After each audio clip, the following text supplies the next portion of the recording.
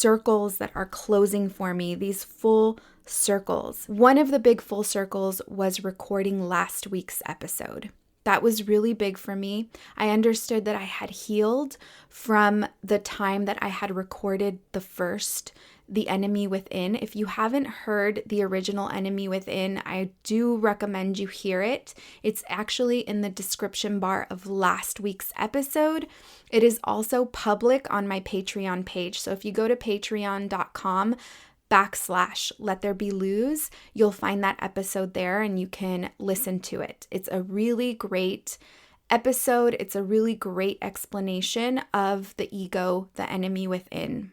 And before I go any further, I want to take a moment to welcome all of the new listeners that are coming through. Welcome to our tribe. This podcast is about co-creating. It's not just about myself. It's about everyone that is listening, how we are co-creating and just tapping into each other's energies and making discoveries that are helping us to expand. I'm going to just say it again. If you haven't heard the Moon Cycle series, I strongly recommend that you go back and listen to the Moon Cycle series. Because not only is that going to help you develop a stronger relationship with yourself, but it will also help you understand, process, digest a lot of what we talk about on the podcast. And it was confirmed for me when I recorded last week's episode. I decided that it would be really important for me to revisit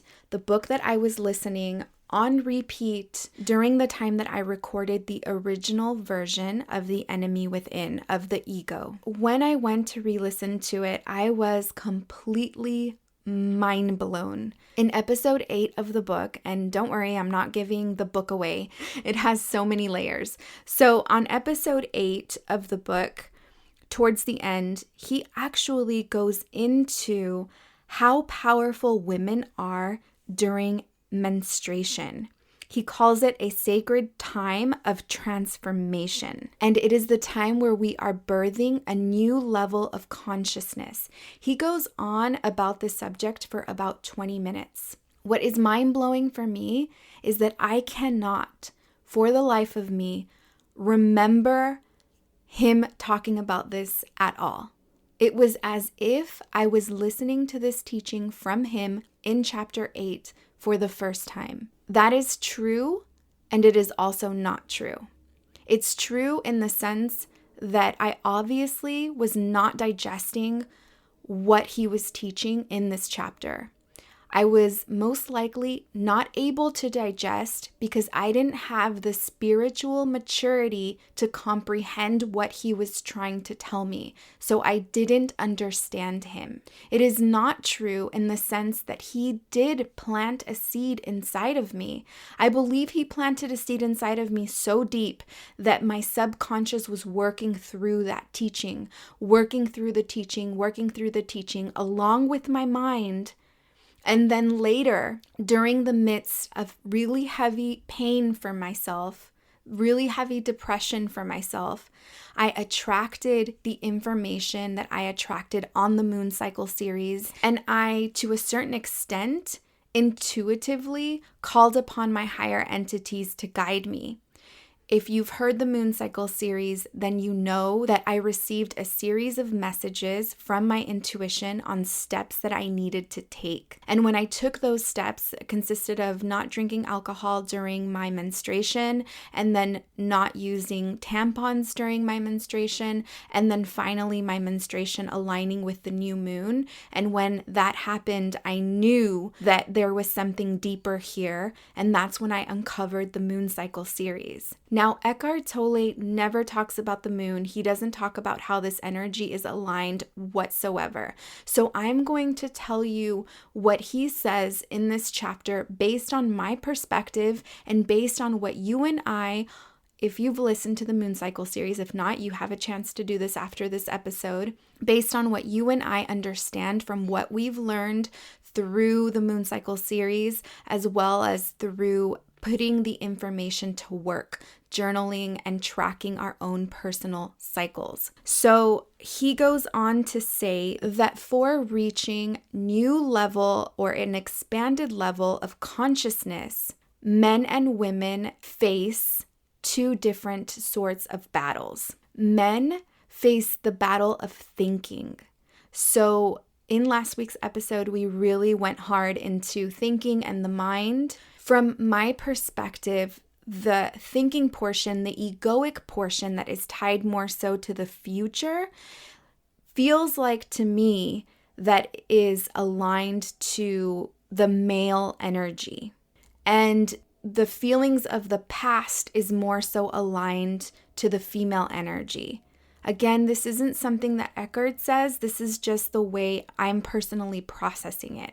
He does say that man has a more challenging time because he's attached to thinking. Thoughts of war, thoughts of domination, thoughts of manipulation, thoughts of possession, thoughts of taking. That is why in the First Testament of the Bible, the patriarchy was so negative and fearful, you needed to fear God. And, it was this angry man. It was because we were seeing God from the patriarchy's perspective, from a man's perspective. We are now moving into a more feminine energy where we're understanding God as being more loving, more compassionate, more softer on the edges. So we're moving into this female goddess type energy. So that was the male's biggest challenge, is to overcome his thinking, which for me personally, as I mentioned, it is tied to future thinking. He goes on to say that for women, our biggest challenge is our pain bodies. Our pain bodies that are tied to personal experiences, and another pain body that is tied to the collective female energy. And so I want to explain what that means. First, I want to say that the reason I think this is tied to the past, the egoic mind that spends its time in the past, is because it is tied to painful experiences that are of the past. If you're not sure what a pain body is exactly, I have an entire episode on the pain body that I'm going to link in the description bar of this episode. If you've heard it already, you can just get a refresher on what the pain body is. And if you haven't heard it, it's a really powerful episode. All of us have a pain body. Some of our pain bodies are dormant and some of our pain bodies are constantly awake. And some of our pain bodies wake up when we are triggered. And so sometimes we're attracted, or we have people in our lives that trigger us and they wake up that pain body. A lot of the times what is happening is we are attached to our pain bodies. We love our pain bodies so much because it is all we know. It's the suffering. It's almost like we want to mother the pain body. As I'm talking right now, I almost see the pain body as like a baby, a very wounded child, and I see my attachment to my pain body as a very motherly attachment. I want to hold on to it because it embodies everything that I am, or that I think I am, because we are not our pain bodies, but we can believe that we are our pain bodies. So some people's pain bodies are much stronger than other people's pain bodies and much more awakened and consistently awakened, which is not a good thing. Some people's pain bodies are completely asleep. They're not awakened, which is a better thing because then you're not living in your pain body. I want to share an experience that one of our patrons shared in our digital sacred full moon circle that we had last night. Every month on Patreon, we have full moon circles for the warrior goddess tier, and we gather, we have a ritual, we have exercises, whatever I feel like we're needing at this time. A ritual is created based on that. One of our patrons, I'm going to keep her anonymous, she shared that in January's full moon ritual, she had an experience where she was removing the pain from her ancestors. And she says that she could clearly feel and hear her ancestors crying out to her to not take away the pain, to not remove the pain. It was very clear for her. And in last night's Sacred Circle, she shared during the exercise, because we did a breathwork exercise, she shared that during the exercise, her ancestors came back and thanked her for essentially leading them out and away from the pain. It's almost like she ushered them through this space of you can let go. What I thought was really interesting to tie this back to Eckhart and what he shares in this portion of the book, he says that the pain body is not us. The pain body that is tied to the female collective is years and years of rape, childbirth, child loss, all of these traumatic experiences that we are so conditioned to still feel and still believe, which for me was like, this is why we say we must heal our ancestors. It's about healing all of the energy that was before us that is so attached to this pain body. Like our patron that ushered her family out, the pain body is like, no, don't let me go. What are you doing? You're making a mistake. Can you imagine that type of pressure? Actually, not can you. Imagine, because this is what it is like. Imagine having your grandmother, your great-grandmother, your tias telling you, what are you doing? Why are you removing this pain? That is exactly what the ego is like. It leads us to believe that we're doing something wrong when we begin to see the clearer picture and maybe move away from fear-based religious beliefs. I found it so beautiful to hear my patron say that this month her ancestors thanked her for being on this other side, free of their pain and in a space of healing. So going back to the power of the menses, going back to the power of the moon cycle, going back to the power of menstruation, what he was sharing, to say it in our terms, the Let There Be Luz terms, our terminology here in our tribe, is that when you are in your enchantress phase, this is the most powerful phase.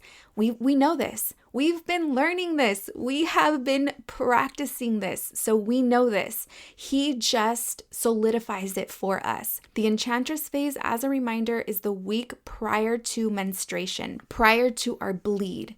During this time, he says we could either be extremely triggered and end up in a full pain body experience, or we can push forward and be in the most conscious, enlightened experience.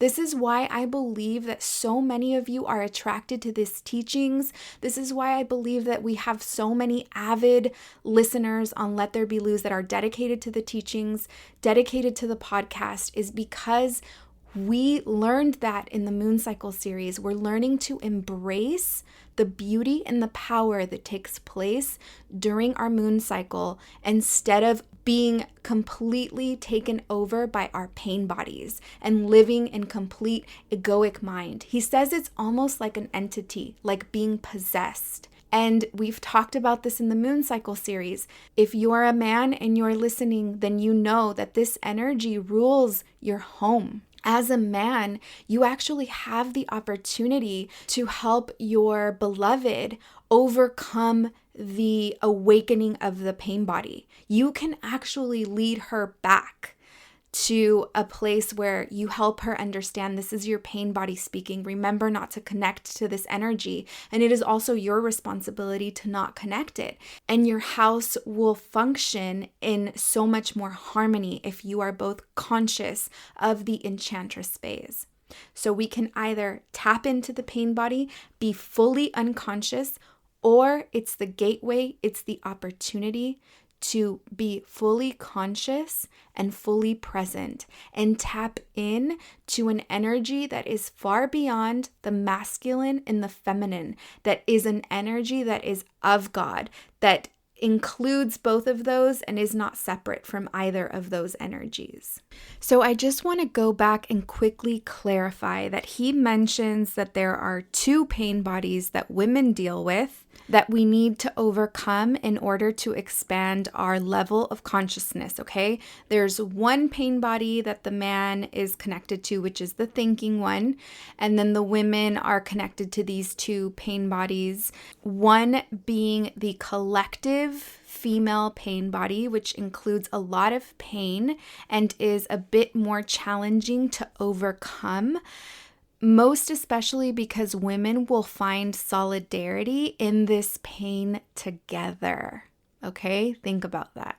Just think about where we are now collectively and think about that statement. The second pain body is easier to overcome, and that is the pain body that belongs to our personal experience. So all the trauma that I've gone through in the past, overcoming all of that trauma is much more easier than overcoming the collective pain body, which to me makes so much sense because if you think about working through your personal issues, through your personal story and getting out of the victim mentality, you're only having to get yourself out of the victim mentality. But now think about having to collectively move women together out of a victim mentality over years and years and years of ancestral pain that has been caused upon women. It's deep, y'all. It's very deep. I'm so excited for this. I feel like it fueled me. You can tell that I'm entering my mother phase because I just want to share. I want to invite you to listen to The Power of Now. One of the biggest takeaways that I learned today was even though I didn't fully understand at the time everything he was saying, and in some cases I could swear I never heard him say those things, there were seeds that were being planted. It also solidified the work that I'm doing for myself in that I'm every day trying to move closer to a space of consciousness. Every day, you guys. I might have a break here and there where I just want to go fully unconscious because my heart, my head, everything needs a rest. But for the most part, day in and day out, I live and breathe all of this stuff. It really solidified for me the understanding and the processing and the ability to be able to regurgitate and share from a different perspective that I feel is so much more digestible. As I went on to the next chapter, he started to say things where I was again completely lost. But I was much more awakened to the understanding that there's something that I'm blocking here that I'm not wanting to understand because this information is going to propel me and excel me into a new level of frequency that is going to excel my growth rate in terms of level of expansion, which we now know what that reflects is essentially living the life of my dreams. That's what's happening right now. I am completely living the life of my dreams, something that I would have never imagined even a year ago. A year ago today, I could not have imagined what I have manifested today. And it's been like that for many, many years. Every year, I just keep reaching new levels of understanding that I could have never imagined. And I think that is just building levels of consciousness where I'm willing to have an open heart. I'm willing to look at things from a different perspective. I'm willing to go into myself, digest these thoughts, break them down, unpack them, try them out, challenge them, go back and do it all over again. It really excites me that you all are on this journey with me. I do want to share that every month I donate healings. I don't really talk about that because most of the time it's not anybody's business really, but I give away healings. Most of the time if someone sends me a message and there's a conversation where I feel the calling to offer a gift, I always do that. And this month, an opportunity didn't present itself for me to gift a healing. So what I have done is I'm actually opening up a giveaway. Anytime that something doesn't come through for me to actually gift a healing, I am going to open up a giveaway. This is specifically for someone that faces a hardship and that is not able to karmically invest money into a healing. So I want us to be very mindful that if you can, to please leave this space open to someone that is not able to invest in healing but is finding themselves in a place where they really need assistance. And so I'm here to assist. I'm here to help. You can enter that giveaway. The last day for the giveaway is on Monday, so you still have some time to enter that giveaway. With that being said, you guys, I just also need to talk about this. Answering DMs has been getting really hard for me, especially as an empath. More than anything, I really, really want to help everyone. It's in my heart. Like, it's just what I want to do. I want to answer every single question. I want to be able to coach everyone through the problems that they have, but it's starting to get a little bit too heavy for me. I would like to ask you that you please respect my boundaries. And this isn't like to say that I'm upset with anyone that has done this or is doing this, because I am empathetic, I am compassionate, I do understand, but I would like to ask that if you could please hold back from sharing traumatic stories in my DMs and looking for an answer from me, because I'm getting so many people doing this. And like I said, I do really want to help everybody, but it's weighing me down. It's so hard for me to ignore someone that is asking for help. And so I would like to really invite you to take advantage of the resources that I do have. And if you have a question for me and you need to be coached through something, then maybe take $11 one month, head over to the Patreon account, join Patreon, ingest all the content. It's worth the $11, I promise you. You not only have content to ingest, but I have a monthly Q&A. And in that monthly Q&A, you can ask me a question and I will answer that question. If you want to remain private, you can do so through the RSVP. That'll keep you private. I'll answer your question in the video, and then the video will be uploaded onto Patreon. I also have healings. I understand that not everyone can put the money forward to invest in a healings, but the Q&As are there. If you wanted to make a little bit of a bigger investment, you can join the $22 tier, which gives you access to all the content, the Q&A I just mentioned, as well as the Sacred Circle, where I provide exercises for us to do to help us work through any challenges or triggers that you may be facing. This way, I am also receiving energy from you in exchange for what I'm giving to you. I don't want to get into a space where my cup is running empty. I love talking to you all via DM, saying hi or thank you for sharing, or, answering any quick questions that you have. But I do want to start drawing my boundaries and saying, if you could please refrain from energy that has heavy trauma that you need coaching through. Please, please, please use the resources that I have extended. I'm always here to be of service, and I don't think that I'm asking for too much. I'm just asking for something in exchange. We have levels all the way from $3 to $188. I know I don't really talk about this a lot because I'm not as comfortable, but I'm getting more and more comfortable in the space that I understand that I'm helping people make real life transformations. And I want people to know about the resources that are accessible and also begin to understand the importance of beginning to invest in self. There's so many changes that you can make that can really help you manifest the ability to invest in programs like these. If you set an intention, the universe will yield. I promise you. I've put this into practice so many times. I can't tell you how many times I have completely gone out in faith, invested in something, done so many things that have completely propelled me, moved me forward.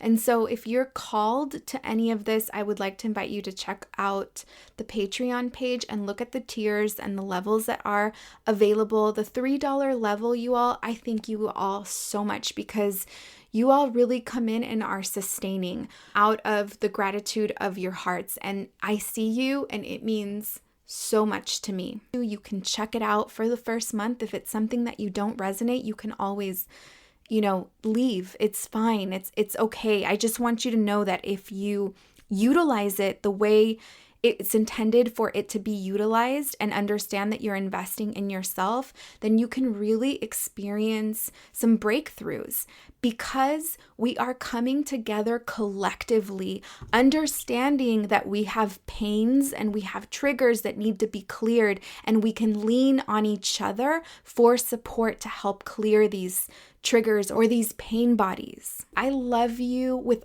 all my heart. You have no idea how thankful I am because I know that without your support, none of the things that are taking place right now would be happening.